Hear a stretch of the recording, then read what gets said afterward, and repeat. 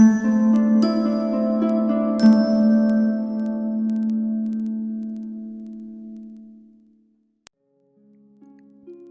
उस तो मैं हुण अपनी हड्ड बीती दसदा।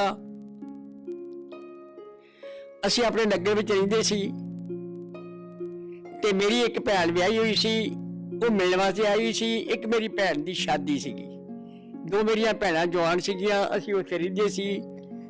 ते इह जिहड़ा भाणा ही शुरू हो गया, हल्ला गुल्ला शुरू हो गया, बट शुरू हो गई। पर मेरे पिता जी असीं हैरान सा भी उन्हें हर वेले जिहड़ा टोका हुंदा ना गल्ले कट्टण वाला, वो हर वेले कोल रखदे सी। असीं क्या शायद ये मुकाबले वास्ते रखिया है, पर ओहदी कोई नीयत होर सी भी जदों मैं वेखांगा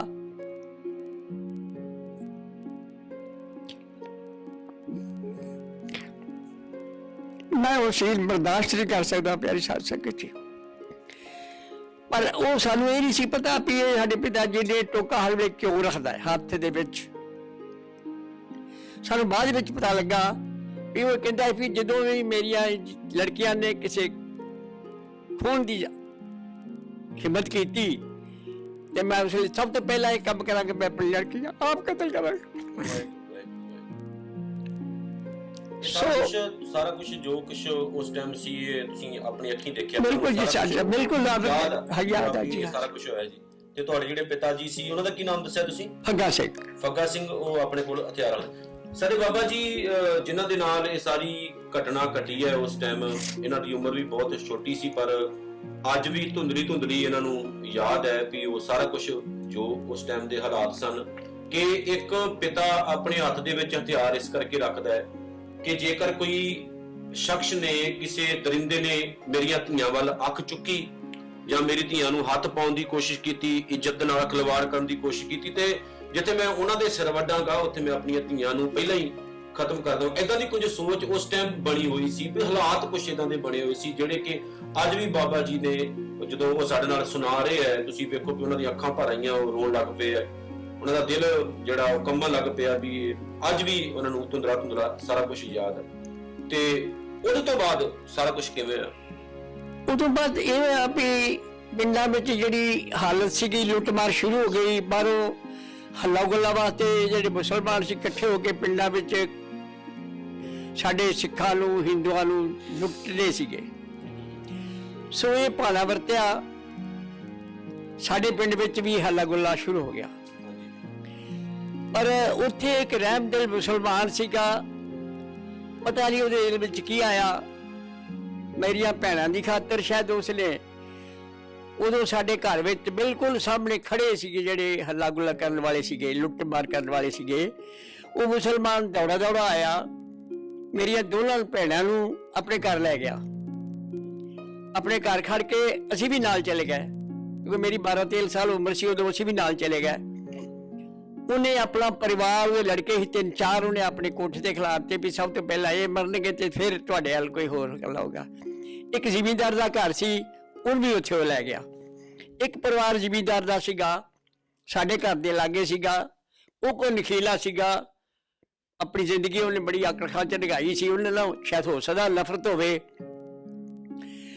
ਔਰ ਅਸੀਂ ਕੋਠੇ ਤੇ ਇਹ ਸਾਰਾ ਨਕਸ਼ਾ ਵੇਖਦੇ ਰਹੇ ਆ ਵੀ ਜਿੱਦਾਂ ਉਹ ਲੋਕ ਜਿਹੜੇ ਸੀ ਉਹ ਬਰਸਾਤੀ ਨਾਲੇ ਦੇ ਲੋਕੀ ਆ ਰਹੇ ਨੇ ਤੇ ਕਿੱਦਾਂ ਉਹਨਾਂ ਦੀ ਕੁੱਟਮਾਰ ਲੁੱਟ ਖੁਲਾ ਤੇ ਕਿੱਦਾਂ ਕਤਲੇਆਮ ਹੋ ਰਹੀ ਹੈ। ਸੋ ਇਹ ਅੱਖੀ ਵੇਖਿਆ। ਉਹ ਜਿਹੜੇ ਫੱਟੜ ਸੀਗੇ ਉਹ ਸਾਡੇ ਨਗਰ ਲਿਆਂਦੇ ਗਏ, ਨਗਰ ਉਹਨਾਂ ਦੀ ਜਲ ਪਾਣੀ ਦੀ ਸੇਵਾ ਵੀ ਕਰਾਈ ਗਈ। ਲੋਹੜੇ ਦਾ ਵੇਲਾ ਸੀਗਾ, ਚੌਲ ਬਣਾ ਰਹੀ ਸੀ, ਚੌਲ ਪਤੀਲਾ ਬਣ ਗਿਆ ਸੀ ਤੇ ਇੱਕ ਲਾਗੇ ਲੋਹਾ ਇਹਦਾ ਮਿੱਟੀ ਦਾ ਕੁਝ ਬੜਾ ਸਾਰਾ ਪੁੰਜਾ ਸੀ, ਉਹਦੇ ਚ ਘਿਓ ਵੀ ਇਹਦਾ ਕਿਤੇ ਹੋਣਾ ਲਿਬੜਿਆ ਸੀਗਾ। ਤੇ ਪੈਸਾ ਸਰੀਰ ਜਿਹੜੇ ਹੋਰ ਸੀ ਉਹ ਚੱਲੇ। ਅਸੀਂ ਉਹ ਬਿਲਕੁਲ ਉਹ ਪਤੀਲਾ ਚੁੱਕਿਆ, ਉਹ ਮਿੱਟੀ ਦਾ ਬਲਣਾ ਘਿਓ ਚੁੱਕਿਆ ਤੇ ਜਿਹੜੇ ਖੇਸ ਕੱਪੜੇ ਲਾ ਕੇ ਜਾ ਕੇ ਕੁਝ ਚਾਦਰਾਂ ਮਾਰੀਆਂ ਮੁੱਟੀਆਂ ਪਈਆਂ ਉਹ ਫੜੀਆਂ, ਕੁਛ ਨਹੀਂ ਹੋਰ ਲਿਆ। ਸਾਰਾ ਕੁਝ ਛੱਡ ਕੇ ਤੇ ਅਸੀਂ ਉੱਥੇ ਫੌਜੀਆਂ ਦੇ ਨਾਲ ਟਰੱਕ ਤੇ ਬੈਠੇ। ਟਰੱਕ ਵਾਲੇ ਫਿਰ ਸਾਨੂੰ, ਮੇਰਾ ਭਰਾ ਤੇ ਰਹਿ ਗਿਆ ਉੱਥੇ ਹੀ, ਮੈਂ ਨਹੀਂ ਜਾਣਾ। ਅਸੀਂ ਫਿਰ ਗੁਜਰਾਂਵਾਲੇ ਪਹੁੰਚ ਗਏ। ਗੁਜਰਾਂਵਾਲਾ ਕੈਂਪ 'ਚ। ਕੈਂਪ ਲਗਾਇਆ ਸੀ ਕੈਂਪ ਲੱਗਾ ਸੀ। ਕਿੰਨੇ ਉੱਥੋਂ ਜੋ ਤੁਸੀਂ ਕੈਂਪ 'ਚ ਪਹੁੰਚੇ ਆ ਤਾਂ ਉਸ ਟਾਈਮ ਤੁਹਾਡੇ ਆਪਣੇ ਕੀ ਹਾਲਾਤ ਸੀ?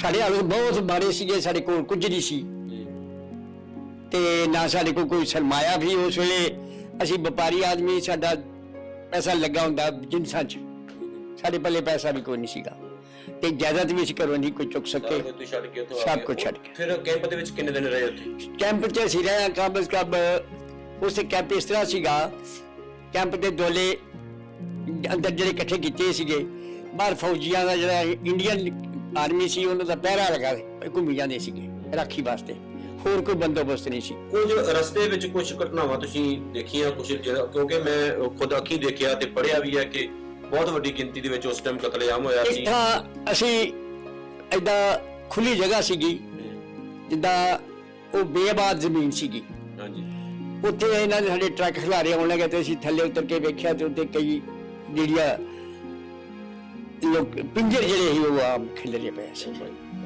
ਵਾਹਿਗੁਰੂ। ਉਹ ਤੁਸੀਂ ਆਪਣੀ ਅੱਖੀਂ ਦੇਖਿਆ ਸਾਰਾ ਸੱਚੀ ਵੇਖਿਆ ਸਾਰਾ।